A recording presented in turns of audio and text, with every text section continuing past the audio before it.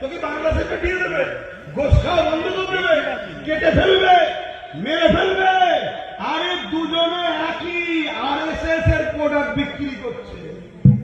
নাই বলো দিঘার মতো জায়গা, যেটা হলো বেড়াবার জায়গা ছিল সর্বধর্মের মানুষের, রাজকোষের টাকা, আমার ট্যাক্স তোমার ট্যাক্সের টাকায় ওই দিঘাতে রাজ্য সরকার মন্ত্রী তৈরি করে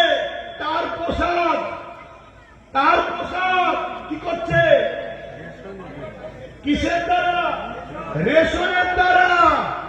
বলো ইমাম সাহেব, মলি সাহেব, পীর সাহেব, এটা খাওয়া হালাল? যদি হালাল নয়, মসজিদের বিরুদ্ধে কথা হয়নি কেন?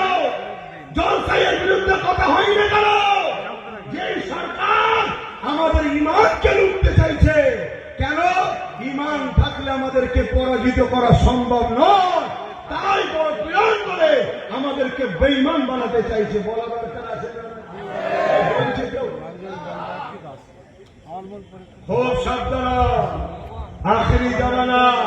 আমি আবার বলে যাচ্ছি, আবার অনেকে বলে আব্বাস সিদ্দিকী একা চিন্তা করবে, আমাদের দিকে এতগুলো মুফতি মাওলানা হুজুর আছে, সংখ্যা যদি বেশি হওয়াতেই হক হয়, তাহলে আমি বলবো কারবালাতে ইমাম হোসাইন হুজুর ছিলেন ৭২ জন, আর এজিদ বাহিনী কত ছিল?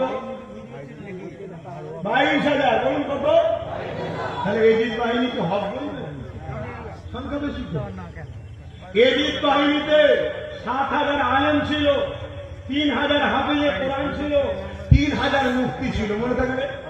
৭,০০০ আলেম ছিল, ৩,০০০ হাফেজ ছিল, ৩,০০০ মুফতি ছিল। আলেম ওলামা মুফতি বেশি টাকাতেই যদি হক হয়, তাহলে এজিদকে কি হক বলবেন? মাথায় ঢুকছে? অতএব কে রাসূলের দ্বীনের পক্ষে দেখো। এই জায়গায় আমি বলে গেলাম, আপনাদের বাঁচাবার স্বার্থে আমার ডিউটিতেই বলে যাচ্ছি, সবার লক্ষ্য একটাই, ইসলাম ও মুসলমানকে শেষ করো।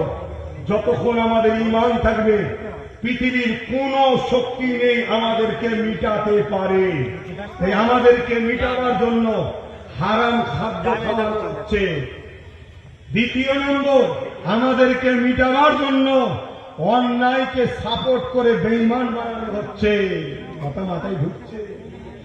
দুই শ্রেণীর দিক দিয়ে আমাদেরকে মিটানো হচ্ছে। তাই বাঁচতে যদি চান, ঈমানকে বাঁচান। বাচ্চাদের যদি বাঁচাতে চান, ঈমানকে মজবুত করে হকের পক্ষে সংগঠিত হন, ঐক্য হন, একতা হন। সর্বপ্রথম কাজ, আপনার মহল্লায় মুনাফেক আছে তাকে চিনুন। মুনাফেক যদি চিনতে পারেন, বাইরের দুশমন যতই হোক আপনাকে মিটাতে পারবে না। এটা আমার বাপের কথা নয়, এটা আমার রাসূলুল্লাহর কথা। আল্লাহ নবী বলেছেন,